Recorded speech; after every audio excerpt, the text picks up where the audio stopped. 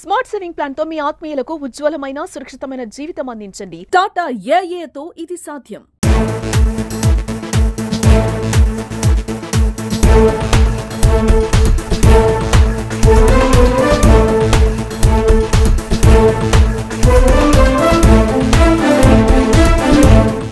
నేను చక్రపాణి ముత్యపు కామారెడ్డిలో నిజాం సాగర్ రోడ్లో ఒక 12 సంవత్సరాల నుంచి నాలా అనేది కనిపిస్తలేదు.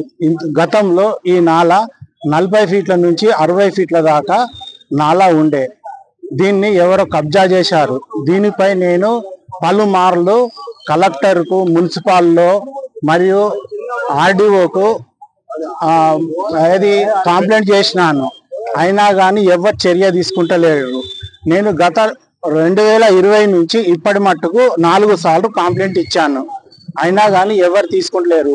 ఇప్పటికీ ఇక్కడ ప్రతి వర్షాకాలము ట్రాఫిక్ అనేది జామ్ అయిపోతుంది. ఎక్కడ రెండు దిక్కుల జామ్ అయిపోతుంది. మళ్ళీ 2-3 అవర్స్ తర్వాత ట్రాఫిక్ అనేది వెళుతున్నది. ఇదే కాకుండా కామారెడ్డిలో చాలా మట్టుకు రాజకీయ నాయకులు మరియు రియల్ ఎస్టేట్ వ్యాపారులు, కబ్జాదారులు అన్ని కబ్జా చేసి మొత్తము ప్రజలకు ఇబ్బందులు చేస్తూ ప్రజల షాపులు ప్లస్ వాళ్ళు చనిపోయే పరిస్థితిలోకి వచ్చింది. మొన్నటి రోజు ఇక్కడికి 5 ఫీట్ల నీళ్లు వచ్చాయి. ఎవరు ఏ నాయకుడు కూడా రాలేదు, ఇక్కడికి ఎవరు కూడా చేయలేదు. మరి ఎందుకు వస్తలేరు ఏం లేదు అనేది గుర్తులేదు. ఇది 749 సర్వే నంబరు. దీంట్లో ఆక్రమించేసి ఇండ్లు కూడా కట్టుకున్నారు. ఏది నాలా పైన. ఇప్పుడు నాలా ఏది అని అంటే దౌర్జన్యంగా మా 40-50 మంది వచ్చి నువ్వు చేస్తుట్లనే ఇది అవుతుందని నా పైన దౌర్జన్యం చేసేందుకు వచ్చారు విలేకరుల ముందనే. దీనిపై కఠినంగా వీళ్ళపై చర్య తీసుకొని ప్రజలకు న్యాయం చెయ్యాలని కోరుకుంటున్నాను. నాలను తిరిగి పునరుద్ధరించాలని కోరుకుంటున్నాను.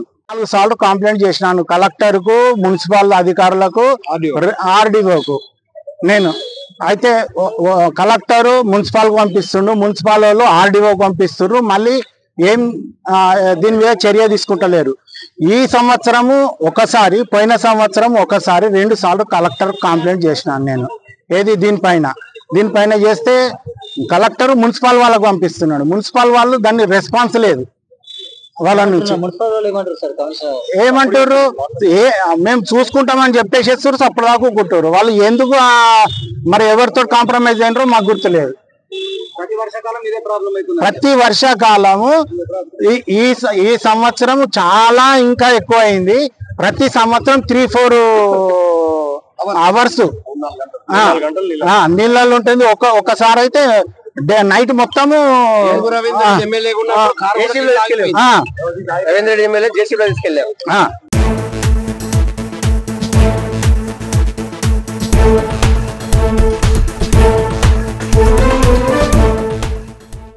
నమస్కారము, నా పేరు రవీందర్ రెడ్డి.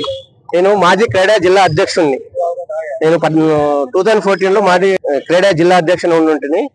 అప్పుడులో 2014లో ఈ డ్రైనేజ్ చేసినప్పుడు అప్పుడు మున్సిపల్ చైర్మన్ శ్రీనివాస నుండి కైలాసతిని తనకు కాంప్లైంట్ చేశాను. ఏంది ఇది ఎందుకు కడుతున్నారు అని అంటే దాని మీద అప్పుడు ఆయన పొలిటికల్ ప్రెషర్ ఏదో చేసి దీన్ని కబ్జా చేశారు. చాలాసార్లు కలెక్టర్ కానీ, ఆర్డీఓ కానీ, మున్సిపల్ కమిషనర్ కానీ, శైలజ మేడం కంప్లైంట్ కూడా చేశాను. నేను చేస్తే దాని మీద ఆఫీసర్లు పైనుంచి వచ్చారు, ఎంక్వైరీ చేశారు, సర్వే చేశారు, వెళ్ళిపోయారు పొలిటికల్ ఇష్యూలా. దీనివల్ల 14 నుంచి ప్రాబ్లం వస్తుంది. ఎన్నిసార్లు వర్షం పడ్డా ఈ షాపులన్నీ మునిగిపోతున్నాయి. టోటల్ షాపులు నేను చిన్నప్పటి నుంచి చూస్తున్నాను.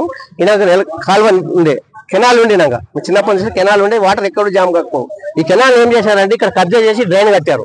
డ్రైన్ దక్షిణ ప్రయాణం చేస్తారు, వాటర్ ఇక్కడ ఇచ్చారు. ఈ వాటర్ ఫ్లో ఎక్కువ వచ్చి ఇటు ఒక ఏం చేస్తే షటర్లన్నీ పోతుంది. షటర్లో జీవనాన్ని దగ్గర జామ్ అవుతుంది, నిజాంలో జామ్ అవుతుంది.